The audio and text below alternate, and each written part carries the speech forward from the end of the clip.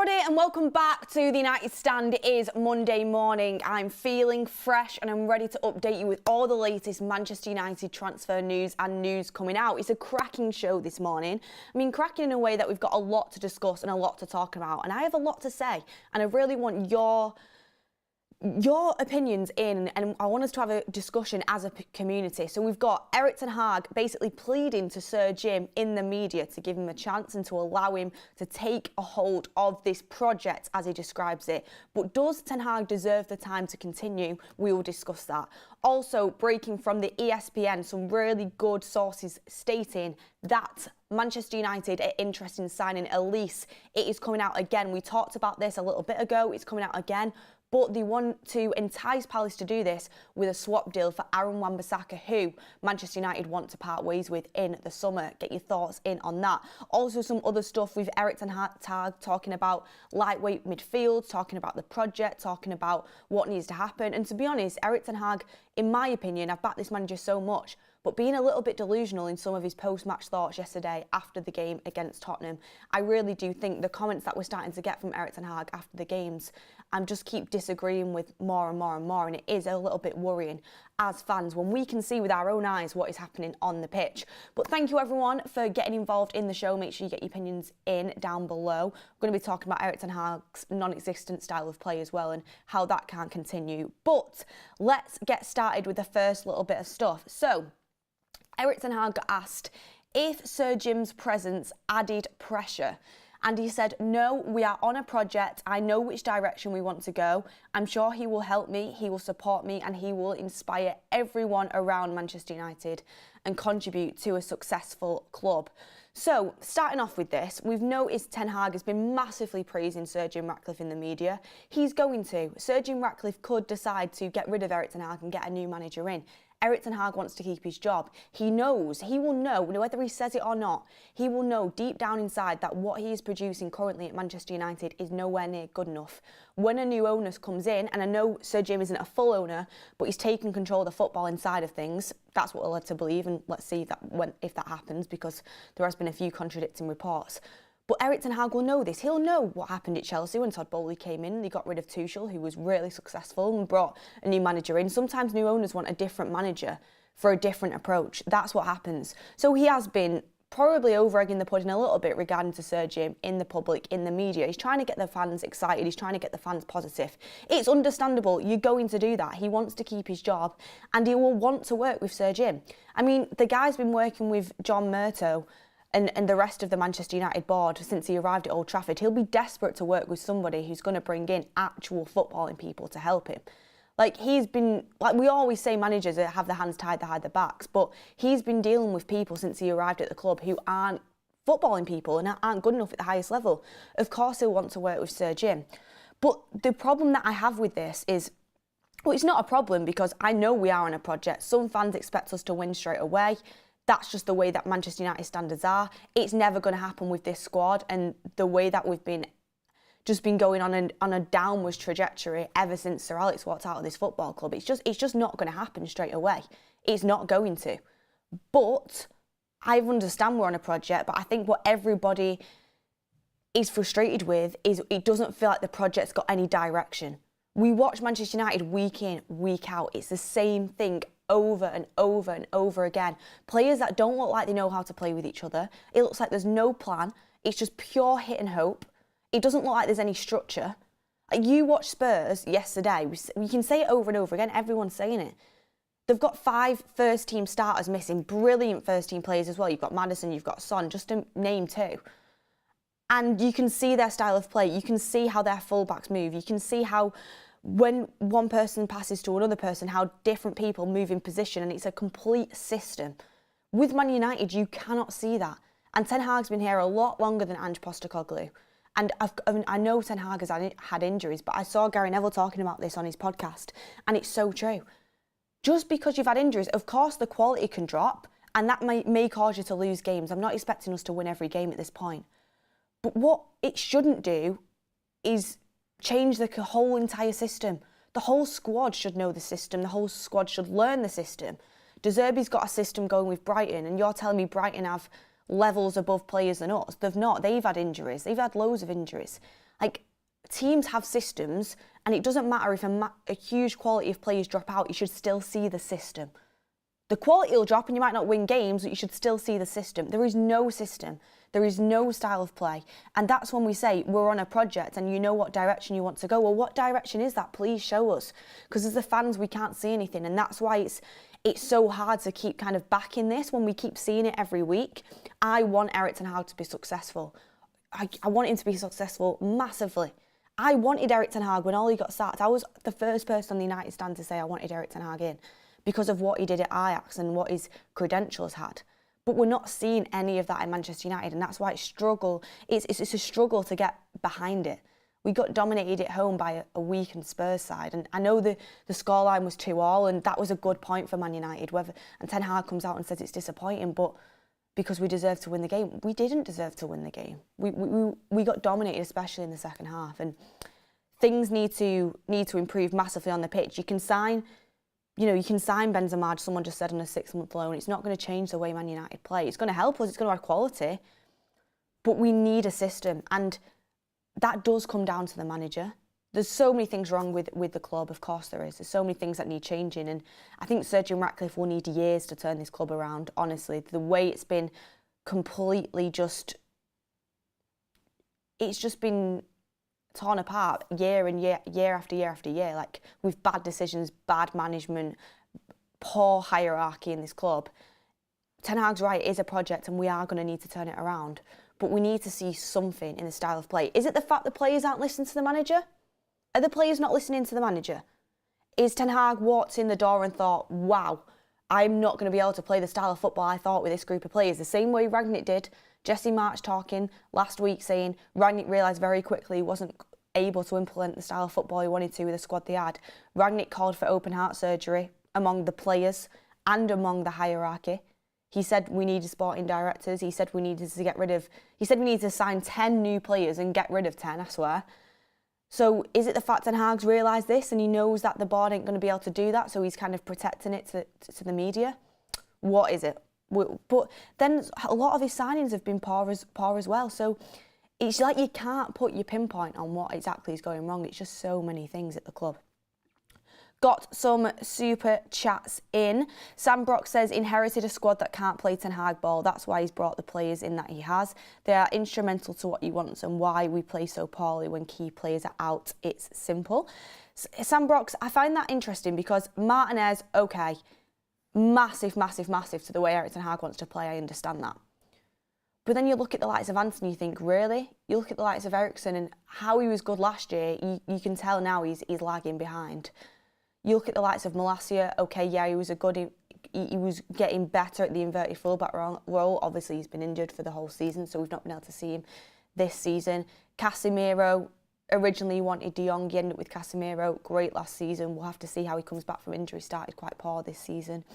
And then you look at his other signings. To be fair, he has been thrown under the bus in the sense of he's just been having stopgap loans. I feel like a lot of, don't get me wrong, but I feel like it's nearly half of Erik ten Hag's signings have been loans or free transfers, which obviously is ridiculous. So in some sense, you look at Erik ten Hag and you feel sorry for him in that aspect, but also it comes into the sense of he spent 400 million. Like, we should be producing better than this. We really should be. But it's like when you look, this is what I mean because people say it all the time, and we're going to move on to the Olise and Wan-Bissaka thing in a second. Someone said, why not mention Mason Mount? Mason Mount has been injured the majority of this season. We've literally not been able to judge him. I've not been able to judge him. He's played a couple of games. He's come off the bench a few times. Like, I can't judge that yet because he's been injured, and that is where injuries are frustrating. But then you look at the starting 11 and you do have to question it, because even I wanted Mason Mount a lot when he was on the market and we got linked to him. So did Klopp, so did Arteta, so did Tuchel. Like, he was widely wanted throughout the Premier League and obviously in Europe. He's a good player. But then you still struggle to look at the way we're playing now and look at how does Mason Mount fit that? Has Erik ten Hag underestimated the Premier League in thinking you can play 2 10s in Bruno and Mount? Like, is that actually ever going to work in the Premier League? I don't think so. I'm not sure. You'd have to be unbelievable, and you'd have to have so much physicality and kind of strength and brilliant defenders behind them, in my opinion. So why has he gone for that? Has he underestimated the Premier League? I don't see how he fits in. It's the manager's job to kind of see that fit. It's an interesting one, and that'll be interesting when he comes back, because I think he had a style of play. He wanted to play with Mason Mount. At Ajax, he played with 2 10s. It worked brilliantly for them. I think he wanted to play that in Manchester United. Has he realised that this crop of players aren't capable? He came into this season trying to play a different style of play to what he played last year. There's no doubt about it. And we saw the consequences of bad results and players not being able to execute it. I think Mason Mount was involved in that plan.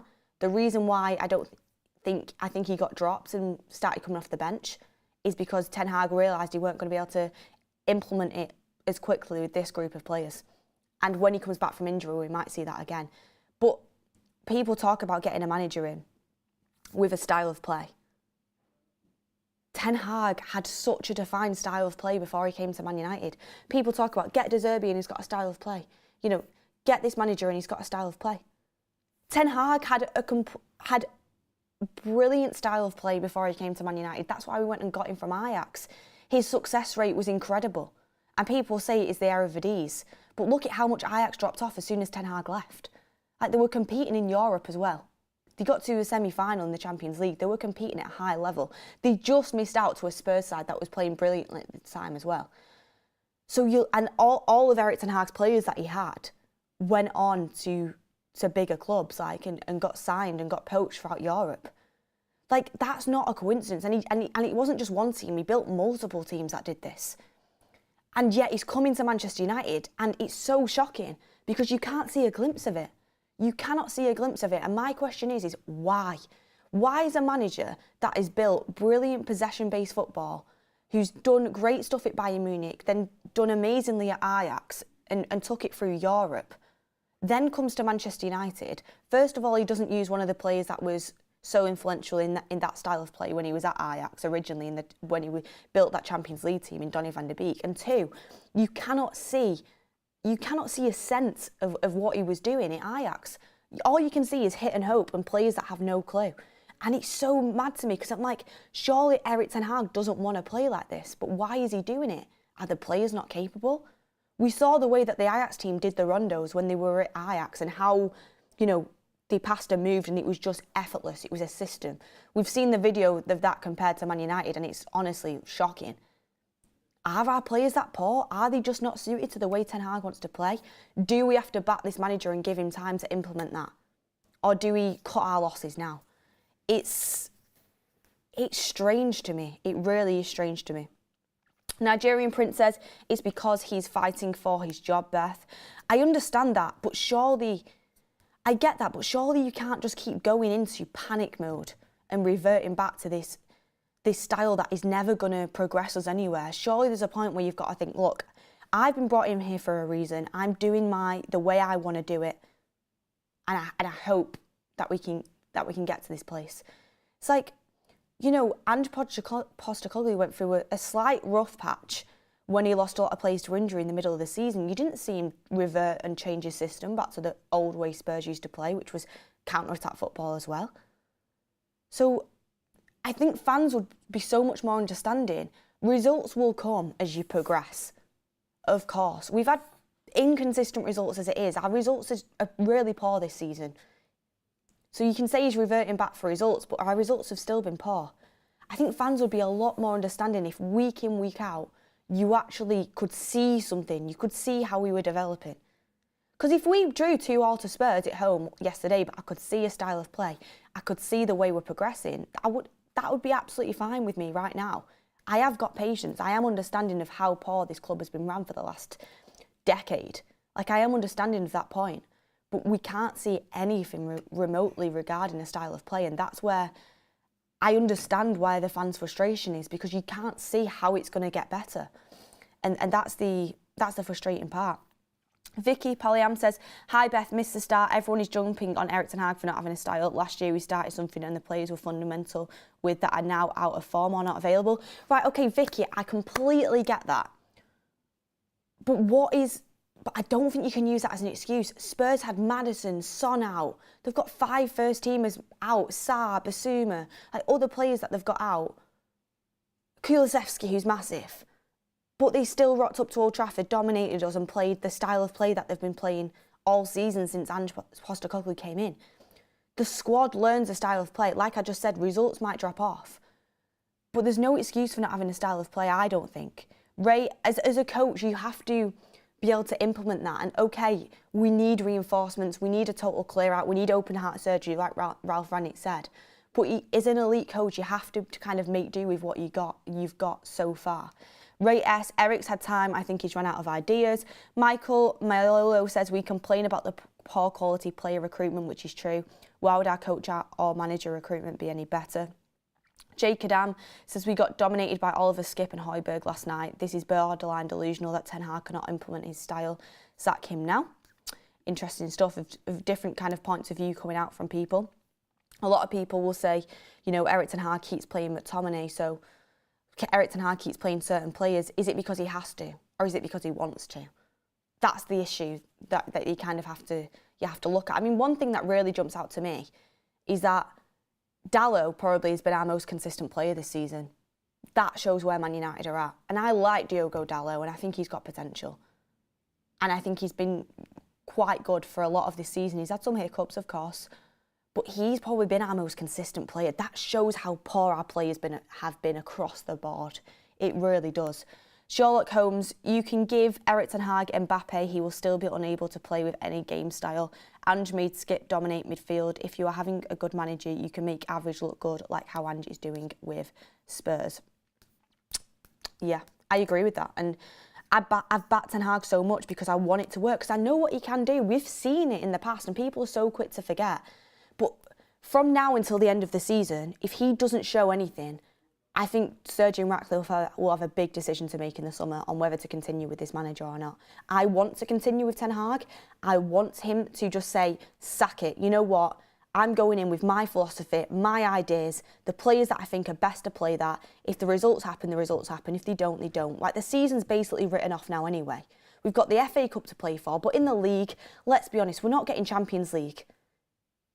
I don't want to play conference. Europa League, okay, it'd be good if we got it. But the league's basically, you know, it's basically gone in terms of Champions League. Why don't you just go, you know what, sack this. I'm playing my style of play and I'm fighting for my job with what I can do for the future. Why doesn't he do that? I would have so much more respect if I saw that. And I'd be so much more understanding as a fan going into the summer about where this project is going. Sam Brock says Spurs squad has already geared to that style, which is why they were poor under Conte. It really isn't hard to grasp, Beth. Spurs squad never played the way that Ange is playing right now. Never did. Elite says, like the manager, but personally think he has to go. Everything that Ange does is detrimental to any argument that anyone can have towards supporting Ten Hag, such as style of play and drop off in form with injuries. I mean, there's so much more. There's so many different opinions going in the chat. I think we will do a poll. I think we'll do a poll of, basically, if this carries on in the summer, if this carries on with Erik Ten Hag, do we stick or look for other options? I'll get that poll going in the chat to see how people are feeling right now. We're going to talk a little bit more on Erik Ten Hag in a little bit, and obviously with Sir Jim coming in, he's got to show something. He really has. We can't keep going on like this. We really can't. Like, we can't see anything changing, and that's the issue. The only positives I can really take at the moment is Højlund. For me, Højlund looks like he's so well-rounded at 20 years of age. I think he's going to be an absolute monster striker when he progresses and develops. He's got so many brilliant attributes. He's clinical. I mean, he's strong. His link-up play is already improving. I just think as a number 9, he's going to progress so much, and he deserves to be in a good team. And obviously, Mainu and Garnacho, the progression of them is so exciting to see. I also think Dalot is really progressing as a right back, moving into an inverted player. I thought he was our best player yesterday, I think. So there is some positives. But get in the poll what you are thinking. I'm going to vote now as well, what I think. So next up I want to talk about is the news coming out from the ESPN regarding Michael Olise and an Aaron Wan-Bissaka swap deal. Now, this is really interesting because Michael Olise has been linked to Manchester United since Sir Jim has walked into the football club. We've had numerous reports coming out that Sir Jim and Ineos want to establish a recruitment process where they have a core group of Premier League proven players. British was put in there. Michael Olise, to my knowledge, is French. So, but the main thing was Premier League proven players. Michael Olise is from the Premier League, and apparently they think that right wing spot really does need some attention. Anthony hasn't been good enough since he came in. Pellistri, Ten Hag doesn't really fancy him. Sancho's obviously gone to Dortmund. So Michael Olise is on the cards to come in as the next right winger of Manchester United. As I say, feels like every week, it's every single summer transfer window, we're looking for a new right winger. It's like a position we just can't seem to get to stick with anybody. Garnacho's doing very well right now, but you probably do need some reinforcement. I said at the time, it really wouldn't surprise me if Man United tried to include Wan-Bissaka in this swap deal. I know Wan-Bissaka is a fan favourite. I know he is, and I know a lot of this community like him. But realistically, in my opinion, if I had to pick Dalot or Wan-Bissaka, I like them both, and I think Wan-Bissaka can be utilised for so many different aspects. I thought he was great yesterday, defending, going forward again, you've not really got much. But if I had to pick between Dalot and Wan-Bissaka, I'd pick Dalot, because I think he's a better footballer. I think he can do more going forward, and Dalot is decent defensively. Wan-Bissaka 1v1 is very good, but realistically, I just don't think he offers us enough as an inverted fullback in going forward. So I said at the time, it really wouldn't surprise me. Wan-Bissaka has been linked to Palace numerous times when we've been with Eric Ten Hag. It wouldn't surprise me if this kind of moved into a deal. But let me know what your thoughts on this is regarding getting rid of Wan-Bissaka and bringing Michael Olise in. Would you like this move? I think it could potentially be a good move. Wan-Bissaka, I also wouldn't mind keeping him because he has that ability, that unique ability that can be utilised in so many different games. But I think realistically, if you're looking for the top level, you've got to have a fullback that can go forwards and go backwards to a very good standard. And I just don't think Wan-Bissaka has it in an attacking sense. When you look at all the top teams in the world, I just don't think he has it going forward. And it is a shame because 1v1 defending, you can't find anybody better. But this is the quotes that are coming out. So, Manchester United have discussed a summer move for Crystal Palace winger Michael Olise, which would see the defender Aaron Wan-Bissaka returning to Selhurst Park as part of any deal, sources have told the ESPN.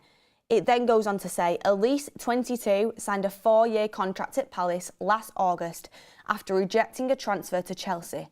But the France under-21 is expected to be allowed to leave this summer as part of the rebuilding plans at the club. Sources have said Liverpool and Chelsea are also interested in Olise. Understandable, because I think Salah might move on in the summer, and we know Chelsea were interested in last summer. He spent time at Manchester City as a youngster, but Manchester United's readiness to part ways with Wan-Bissaka as part of a deal could prove persuasive to Crystal Palace. United have triggered a 12-month contract extension on Wan-Bissaka's deal last month to avoid the player leaving as a free agent this summer. But ESPN sources have said that the decision was taken purely to enable the club to raise funds by offloading him this summer. Interesting stuff. So it's coming out from sources at ESPN, who are usually very reliable, that the reason that Man United triggered Wan-Bissaka's extension was purely so he'd have some value in the summer. And that is understandable. Like, Wan-Bissaka, like I said, I wouldn't mind if we kept him as a squad player because I think he does have qualities. Realistically, as a starter, you do need to upgrade. And I think Dalot is better. But when you look at it, Wan-Bissaka can offer a lot to a lot of teams, especially, a team like Crystal Palace. So he's worth a good chunk of money, and he's got some worth to him. He's got quality, of course he has. So if you're looking to sell him, of course it was a good move to trigger that contract extension if you are going to be able to get that sale in the summer, which I think you can do with Wan-Bissaka. He's not like one of them players at Manchester United that's a lost cause, that you really can't give away for free. Wan-Bissaka's got quality, he's playing well week in, week out. He's got attributes that a lot of teams would want, he's got value. So he is going to gain interest if Manchester United put him on the market to sell him. So that's a good move in that sense. I know a lot of people really rate Wan-Bissaka and won't want to see him to go, but I would say this, if you really want to see proper improvement at the club, fan favourites and certain decisions, and you could say that for some of my favourites as well, you really do have to look closely and say, are they actually going to take us to the next level? think we've got to be a little less sentimental with certain players, and Wan-Bissaka is probably one of them that comes into it. Regarding Michael Olise, I think he's a great player. I've said this before. The only problem is no matter who you buy, it seems like they come into Manchester United and flop. We've got to try and avoid that. Premier League proven, obviously, is a step in the right direction to think they have adapted to the Premier League. So hopefully you wouldn't need any adaptation process to the Premier League. But there's obviously still a chance that he could flop because Man United are terrible at taking players on a journey. And like Mark has said, you've got to do the background checks. What's the attitude like? What's the work ethic like? Is this player got the mentality to play for Manchester United? Watching him at Palace, I think he's super talented. For his age, he's great. I know he's predominantly one-footed, but he can play on both feet as a right winger. After watching Anthony, that's a massive bonus. He can cross it into the box. He's creative. When he's in front of goal, he can be clinical. I know his goal record isn't amazing, but you've got to kind of look at the team he's playing in and the way that Palace play football. If you watch him with the eye test, everybody knows he's a very, very good footballer. And I'm not shocked that Chelsea and Liverpool are both interested in him as well, especially with the likes of Salah going. I'd be very, very open to bringing Olise into Manchester United. It's just the question of, I was saying Olise before, it's Olise.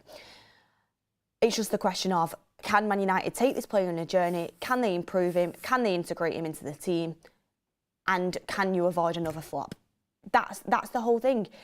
Obviously, his release clause last year was about 35 million. He's now signed another one. Nobody knows what the release clause is, but a lot of reports are guessing it's around, from 50 to 65 million. Again, I think that's a good price for someone of Olise's quality. Throwing in Wan-Bissaka in there, that's going to massively take the amount of money we pay down. It could be a very good deal to do. What are your thoughts on it?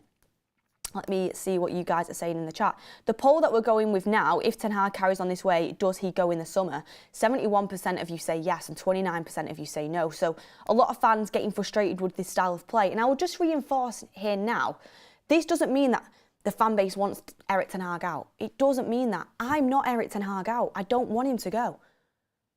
But I am firmly, if performances don't improve and I don't see a style of play, there has to be a decision in the summer. You have to start questioning it. Absolutely. Because as a Man United fan, I don't want to continue to watch this. It's not good enough. Standards feel like they're on the floor and it's just not good enough. So that's where we're at. And you can see a lot of fans frustrating and it's completely valid. Very valid when you're paying. I mean, my season ticket, when I'm paying that much to go every single week and that's what I rock up and that's what I have to watch. It's just not Man United. Jinzo Lord says Erik Ten Hag needs to go. International 2675 says we have enough wingers already. Priority are striker, DM and centre mid. Okay, of course we have other priorities. Like I think centre back's a massive one in the summer. Like you said, I think defensive midfielder's another massive one. Centre mid, when you've got Mainu and Mount and Bruno, really, is it something we need to look at? But probably, as a ball carrier, maybe yes. But I also do think the right wing spot is something we need to look at. It depends on Ahmad's development, really. I don't think Anthony's good enough. Pellistri looks like he's going to go, which is unfortunate because I think he needed to be given more time. So realistically, you've really only got Garnacho and Ahmad there, and Garnacho has more. He's been more of a left winger, really. So I do think you have to look at the winger spot. I do. It just depends where we go in certain different directions with different players. If Ahmad comes in, lights it up, then you probably don't. But it's just all if buts and what's going to happen. SK says, I think we've been time constrained with training with poor board incomings, number of comps. Can we even say he's had his first team since the summer, not to mention all the player issues? Interesting stuff. Sherlock, thank you for gifting 5 United Stand memberships. Elite says, like the manager, personally think he has to go. I've done that one already. Thank you very much for your super chats. We badly need new midfielders. Yeah, we do need to look in the market. It feels like every single summer we need to be looking at 5 different positions. And again, this shows how poor Manchester United's recruitment has been. The fact every single summer we go into it thinking we probably need a DM, we probably need a centre-back, we probably need a right-back, we probably need a right wing, we need a striker. It's every single year. It shows how poor our recruitment's been and it has to stop. We have to... The one main thing that I'm going to judge Sir Jim on massively, and has to change is the recruitment. Our recruitment is shocking. Not only is our recruitment shocking, but the way we handle players when they come into the club is shocking. We have actually bought some decent players over the years. We've bought some crap. We've bought some absolute crap. But we've bought some decent players, and their talent when they've walked into the club has fallen off a cliff, and we've sucked the life out of it. We are a graveyard for players that are actually good when they walk in as well. Because once they come into the club, we have no idea how to take them on a journey. We have no idea how to integrate them into the first team. We don't have a plan for them at all. We don't know how to progress them. We don't know how to elevate their career. I mean, an example, Donny van der Beek was in Ballon d'Or listings before he came to Man United, and we've absolutely killed his career. Mason Mount's another good one that I thought he's talented before he came into the club. Now a lot of fans just don't rate him at all, even though he's barely played. Højlund's one that I think's got so much talent. He's not been Unitified yet, but it could happen. Bruno was brilliant when he first came to Man United. I still think he's a good player, but there's no denying he's dropped off. Like, it literally feels like it's like Man United are just a graveyard for certain careers, and that's something Man United have to change. Not only the recruitment and how much we pay and the contracts and the scouting, but they also have to improve how do we take players on a journey when they walk into this club to make sure that we gain value in them as a club, so the value goes up, but also that the career continues and goes on an upwards trajectory rather than going like this. Colin says Terzic is a logical person to replace Erik ten Hag in the summer. I don't think so. If I'm looking at other manager options, which I'm not yet, I think for me Tuchel's a big one that I would be looking at. But I'm not even looking yet because I'm still with Ten Hag, and I really just hope he turns it around. But again, this isn't going to last forever. I'm not going to have blind delusion forever. Like, there is going to be a breaking point with a lot of fans. But coming back to Olise, now we've done that poll, I'll actually put a poll in the group chat. Would you want an Olise Wan-Bissaka swap deal, yes or no? Because I know a lot of people are fans of Wan-Bissaka. I know a lot of people are fans of Olise. I know a lot of people think we don't need to go for a right winger, so I'll let you have your say. I'll be interested to hear what you have to say. Gonna be honest, like, Olise for me, it's not if we don't get him, I'm going to be devastated. I think he's a very good player. But like you guys said, we do have a lot of priorities in the summer. We have a lot of priorities. But it's something I would definitely explore. The last little bit of this article coming in here. Sources, oh, I've said that one. Yeah, I've said that one. The last bit. Sources have said that Manchester United's interest in Olise is not universally supported within Old Trafford, with some members of the recruitment team expressing reservations following the failure of Wan-Bissaka and Wilfried Zaha to successfully make the transition from Palace to the more demanding environment of life at United. First of all, I don't think Zaha ever got a proper chance. We all know what happened there. Evra told us live on Sky Sports. I don't think Zaha ever got a proper chance at United, to be honest with you. I think Zaha is a very good player. And regarding Wan-Bissaka, I just think that was poor recruitment, poor scouting. Like, we scouted 150 right-backs and settled on Wan-Bissaka. Like, I like Wan-Bissaka, and he's played good in certain games for us, and he is reliable. He's just not top level. But that's on the club, really. Like, we had a chance to go to Cancelo, and we went for Wan-Bissaka. Gary Neville rang up people he knew at Man United and said, he was at Valencia and said, you need to sign Cancelo. We ignored it. So for me, I think, you know, the scouting there was just poor. When it comes, I don't think you can always be burnt by the bridges that you've gone down before, because, you know, you could say we're never ever going to get a player from Ajax again, and some people might say, oh God, we never should. Look at how Donny van der Beek turned out. Look at how Anthony turned out. But look at Martinez. Martinez is excellent. I think you can't just paint everybody with the same brush. I think you've got to look at it. This is why we need elite scouts and a recruitment department that knows what they're doing and are confident in what they're doing. Swapping those two would be going backwards, Solid Blake thinks. I don't think it would be going backwards.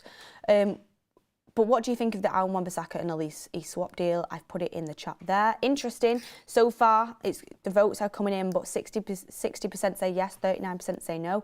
Is it new toy syndrome? Is it the way Man United just want new toys and like, yeah, get Olise in, you know, get rid of Wan-Bissaka to Palace? Or is it the fact of people genuinely think Olise would be a really good addition and Wan-Bissaka maybe isn't going to take us to the next level? Because that's my thinking.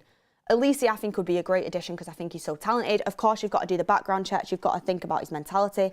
What is his behaviours off the field? I don't know because I'm not as interested in watching Palace as I am Manchester United. But when I do watch Palace, all I know is I see a very, very talented football player on the pitch. And with Wan-Bissaka, as I said, skills, like him, he's got certain attributes, but for me, not the right back that's going to make us the footballing team that I think we need to be. Avi says, until we sell Lord Rashford, we will always be handicapped tactically and mentally. Jose, Ollie, Redknapp, Erik ten Hag all get attacked by media whenever he is dropped or criticised. Thank you for your super chat there. But that's that on Olise and Wan-Bissaka. Make sure you get your votes coming in the poll that we've got running now. Keep that poll running. I'll see how you're feeling about it. Next thing I wanted to move on to was Erik ten Hag. And again, I feel like I'm going in on Erik ten Hag a lot this show, but I think it's quite deserved with the way that we've been playing consistently. And, I don't think he helps himself with what he says post-game a lot of the times. So he said, and I'm a big fan of Ten Hag, I've liked what he said, but I'm going to be honest when things frustrate me. So he says on the midfield, I don't think you are lightweight when you put out Bruno Fernandes, Eriksen and Kobbie Mainoo. I think we can be more calm, but I also more to do with the routines in the back four. Every time you have to change there, it has a big impact on our game. I get that, Eric, but realistically, we've really not had to change our back four for a long time. The back four of Evans, Varane, Dalot and Wan-Bissaka it's probably been our most consistent back four over the course of a couple of games. And also, I get you miss Martinez, but we've been missing Martinez for a long time. He's huge in terms of our style of play. Luke Shaw as well, Wan-Bissaka and Luke Shaw. Wan-Bissaka playing left back compared to Luke Shaw, he's different, I get that. But to think a midfield of Bruno, Mainoo and Eriksen isn't lightweight, if that's what he actually thinks, for me just screams naivety. In the Premier League, that is lightweight. I'm sorry to say it is. Mainoo and Bruno can start in a midfield, yes. But with Eriksen alongside them, it's too lightweight. As we saw, Eriksen in that game was a passenger. You'd have to play Mainoo and Casemiro and Bruno. Mainoo and Casemiro and Eriksen. You can play Eriksen in a starting 11, you can play Bruno in a starting 11, of course you can. But you've got to have a solid base behind him. That's the Premier League for you. I mean, look at what Pep's done. Pep has built a team full of physical, demanding players. Like, look at his back four. He's got basically 4 centre-backs, huge players, but that are brilliant on the ball, that are tall and physical. He has Roger, who is just an absolute monster in there. He's realised the physicality and the demand of the Premier League. Ten Hag needs to realise it as well. And this is where I think there was a little bit of naivety coming in from the Dutch League and coming into the Premier League in the sense of, it's physical here. You're going to get eaten alive if you play a weak midfield. Midfields are strong. And Mainoo, he's strong, of course he is. He hasn't quite got the height yet. He's obviously still developing, but he's strong, he's good on the ball. Should be starting for us. Absolutely should be starting for us. Bruno, if he's your number 10, he's your number 10. Understood. He's creative and he can do things. He's not been great the last few games. I mean, he was really poor yesterday. But Eriksen's good on the ball. He's creative. So play either Bruno or Eriksen at the 10, whoever you want to play. But next to Mainoo, you need somebody who is also physical, gonna win duels, can get about the pitch, has a bit of height on him, and he's physical. That's the Premier League. Like that's what you have to do. And for Ten Hag to say it's not lightweight, we just watched in the game it was lightweight. Eriksen barely got a kick.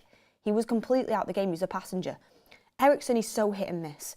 Eriksen's either, wow, he was such the difference today. He was brilliant today. He was the difference. The way he kept the ball, the way he kept things ticking, excellent from Eriksen. Or you're going out the game thinking Eriksen was so poor, couldn't get about the pitch. He was a passenger. You barely saw him. And this is, when I talk about the quality of the Premier League, you can get away with Mainoo, Eriksen and Bruno against the Premier League is so, it's great across the board. Like, no game's an easy game, but you could probably get away with it against, like, the towards the bottom of the table teams, you can probably get away with it. But against the likes of Spurs, the top half sides, it's going to get found out. And they were targeting it. They really were. And then it's no surprise off set pieces we had issues as well because we had absolutely zero height in there. The only one you could really rely on for height was Varane and Evans. That was it.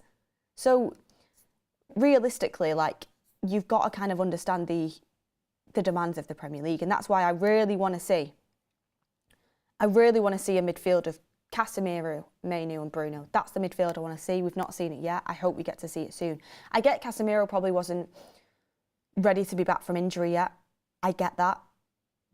And I've said so much, I really dislike playing McTominay because I don't think he's good enough at all either.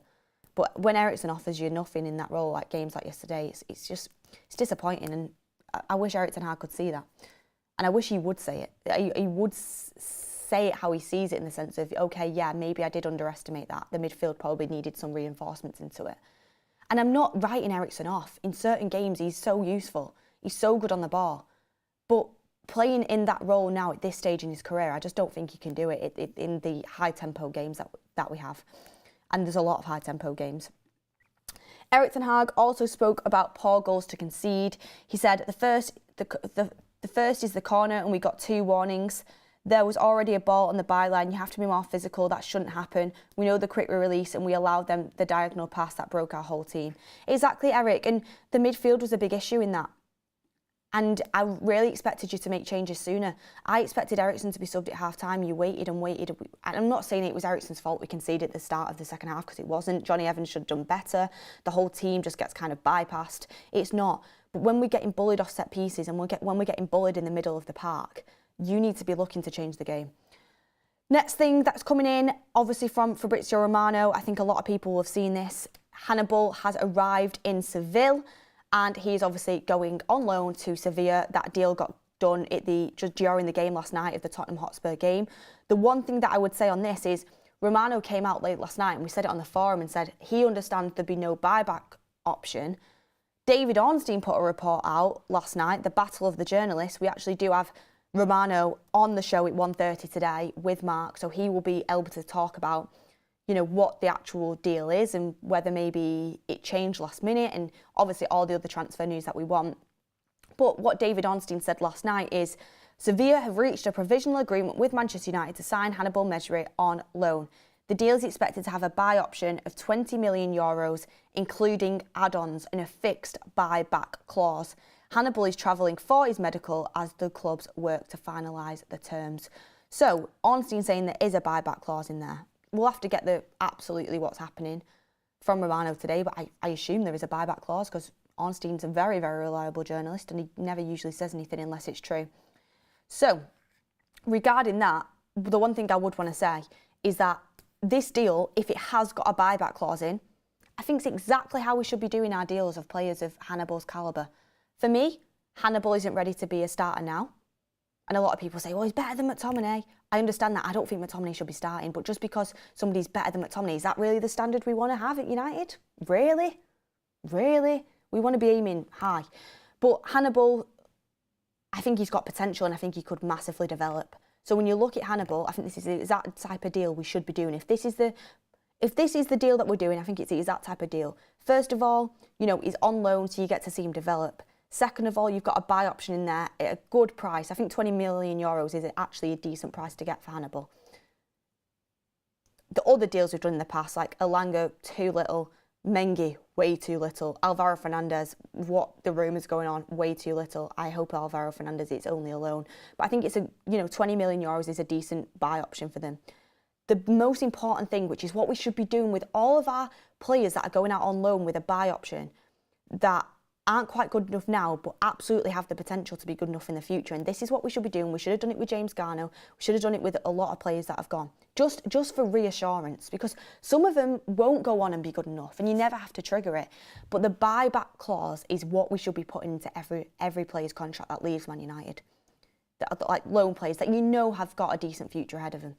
So the fact that there is a buyback clause in there is music to my ears, to be honest with you, because I think that's the right way to handle Hannibal. Going out on loan, he needs to play. They've got the buy option, which could give Man United a decent fund for him, 20 million. And then you've got that buyback clause in there. So if he ever does go on to be the top player, that he has the potential there. If he ever does go on to absolutely light it up, Man United have an option at a decent price to go back and get him. That's what we need to do. With other players of our youth, we should have done it. But this is actually the first good deal I've seen for one of our younger players in a very long time.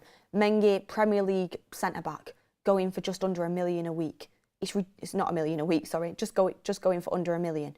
At a young age, with so much talent, ridiculous. Like, players at City never kick a ball and end up going for like 15 mil. It's crazy. So we need to get better at selling players that aren't going to make it to the first team but have potential. We need to get better at that. Hopefully this Hannibal deal is the first step of doing that. The only thing is, I hope they don't do 2 step forwards, 1 step back with the Alvaro Fernandez deal. We don't know what's going on yet. It looks like it's going to be just a loan, which is good because I think he's got so much potential. You don't win Championship Player of the Year as a left back. It's such a young age. Championship is a good league without having, it in you. And he was good in pre-season. Again, a player I don't think is ready right now to be a first teamer, but's got so much potential. When Benfica are interested in you, they're so good at scouting players and selling them on for more. You know that he's a good player. So we've just got to handle these with caution. And I think the Hannibal deal overall is a good deal. But I'm being told to check the United Stand Twitter. So maybe there is some news coming out there. Let me have a look. Okay, yes, coming out now. We've got some stuff coming out and interesting stuff. I'm glad I caught this before I ended the show. So Nizar Kinsella, football correspondent for Standard Sports, has come out and said, Manchester United have set out their transfer priorities under Sir Jim Ratcliffe and want to sign a top-class forward who is at a similar level to Harry Kane. Interesting. I think Højlund has got so much potential. Like I said, I think he's going to be a monster number 9, but there is no doubt you need somebody else there with the experience. Similar level to Harry Kane? Who comes to mind when you say that? For me, one of the strikers in the world, which I don't think is as good as Harry Kane, and I don't think they necessarily play like each other, but one of the top strikers that's in Europe right now is obviously Victor Osimhen, who's on the market. So that'd be interesting. That'd blow a massive amount of the transfer budget if we went and got him. And you also do think, what is the future for Højlund then? Because I think Højlund does need game time to develop. Højlund's going to be excellent. I don't have any doubts. He's got all the attributes. He passes the eye test. But he does need someone experienced to learn from, and he does need the burden taken off him. He also comes out and says a new centre-forward to boost Man United's attack has been identified as priority, with a number 8, a centre-back and a right-back also targeted. This makes sense if Wan-Bissaka's going, like reports have been coming out. Also, we know we're in for a centre-back. Romano said we might even be in for 2 centre-backs. And like we said, we need a ball-carrying midfielder. So a number 8 makes perfect sense. That all makes absolute sense to me, and I think that's the right way to go about things. They're all positions that we need to be looking at. I've said for so many times, Dalot and Wan-Bissaka, you probably need to get rid of one of them. I think Dalot's a better footballer, but you need like the top class elite right back to take us up to the next level. I don't think we have that now. Dalot is still young, he's still progressing. I think he's a great player to have. I want to keep him. Centre back, of course. Todibo's been looked at for a long time. We've got to go for a centre back. Like, we have to. It looks like Varane could be going. I don't want him to. Evans has no longevity. Lindelof isn't a first teamer. Neither's Maguire. So then you've just got really Martinez, who's striking you as a first team player. Varane for me too, but we don't know when he's going to move on. So you have to have more than just 2 first team level centre backs. So centre backs a must. And we've been talking about a ball carrying number 8 for such a long time. Then it's coming out. Really interesting stuff. At centre-back, Everton's Jared Braithwaite and Nice's Jean-Claire Todibo are admired, although many Premier League clubs are also targeting the defensive duo. Well, we know Spurs was interested in Todibo before they got their new centre-back in. Branthwaite, I was watching him yesterday for Everton, and I've been watching him closely because I know we've been interested. He looks good. Most of the players being targeted will be difficult to sign in January, and to bring players in this month, Man United need to sell players to ensure they stay in the Premier League. Spending rules. Again, this is why I think we're trying to palm off Alvaro Fernandez for €10 million, because we're that desperate for money. I don't think it's the right thing to do, but Man United are desperate for money. But Jared Braithwaite and Todibo are both players that I would give the green light to. I think they're both players that are good players. And then the last thing we have is, despite Manchester United's ongoing struggles, manager Erik ten Hag is actively involved in the transfer planning for both this month and the summer. As you would expect, at the moment, Sir Jim is evaluating Ten Hag. His whole team will be evaluating everything. There's a huge audit going on at the club. So for now, of course, Erik ten Hag's going to be involved. Their plan is to carry on with Erik ten Hag until the summer. That will only change if I feel like things stay as they are and you don't see any improvement. But interesting stuff coming out. People saying Branthwaite or Todibo. Branthwaite's been very good if you've watched him for Everton. He has been. Todibo, I've researched a lot and I really do like him. Both good centre-back options. But it's pleasing me that the positions were being linked to, because they're all positions that I think Man United need to reinforce. The only thing that worries me slightly is if we do go out and buy like a world-class striker, one, it's going to cost you an arm and a leg because they're the most expensive players in the industry. And, you know, you look at all them other targets we need, you don't want to just blow everything on a striker. And two, it just worries me for Højlund's development. You've got to get it right, because Højlund needs to develop because he's got to have a more experienced striker to take the burden and he needs to learn from him.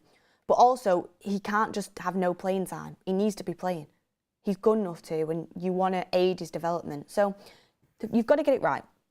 Sherlock Holmes, as retirement home, that forward is most likely to be Lewandowski or Benzema.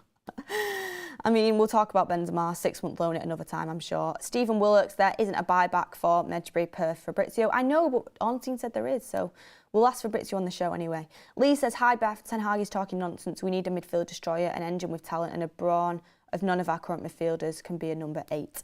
Ian Nichols says, RE injuries. Middlesbrough had 16 players out last week versus Chelsea, but Sky did a programme on Chelsea as 6 injuries. P.S. Hayden Hackney, a star in the making. I'd buy him for United. He's talented. Avi, we've done that one as well. But thank you everybody for your super chats. Thank you very much, and all the community getting involved. It's been a great show. There's been a lot of debate going on. Who would you guys want, Branthwaite or Todibo? Are you in agreement that, you know, that striker would end up being Lewandowski or Benzema? We've got to move away from that. I'm so contradicting myself because I say we've got to move away from Benzema's and Lewandowski's, because obviously we've got to get players in the prime and we've got to look for, you know, players that are going to fit our wage structure and the way we want to develop and the prime ages for players to come in. But if someone offered me a Benzema 6-month loan, not a permanent deal, right now, I'd absolutely take it, 100%. But everyone, thank you so much for your chats. It's been great to kind of get a few things off my chest. It's been a great debate this morning. I've really, really, really enjoyed it. Make sure you have an amazing week. It's Monday. Let's smash it, everyone. Romano will be here at 1:30. Make sure you tune into that. Mark will be asking him all of your transfer questions. Hit a like on the video on your way out. Please do. Massively helps the channel and we really do appreciate it. Thank you very much, and we will see you on the next one.